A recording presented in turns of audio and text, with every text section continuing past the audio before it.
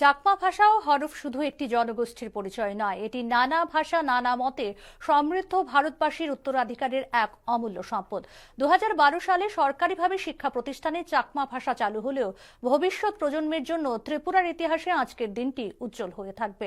আজ রবীন্দ্র শতবার্ষিকী ভবনের প্রথম রাজ্যভিত্তিক চাকমা ভাষা ও হরফ দিবস উদযাপন অনুষ্ঠানে একথা বলেন শিল্প ও বাণিজ্য মন্ত্রী শান্তনা চাকমা।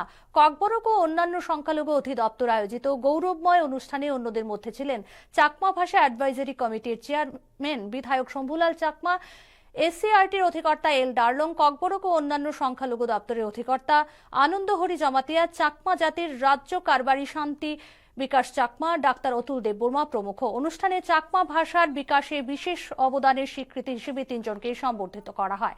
এছাড়া চাকমা সাহিত্য পত্রিকা সদরকের আনুষ্ঠানিক মলাট উন্মোচন করেন মন্ত্রী শান্তনা চাকমা সহ অন্যান্য অভ্যাগতরা।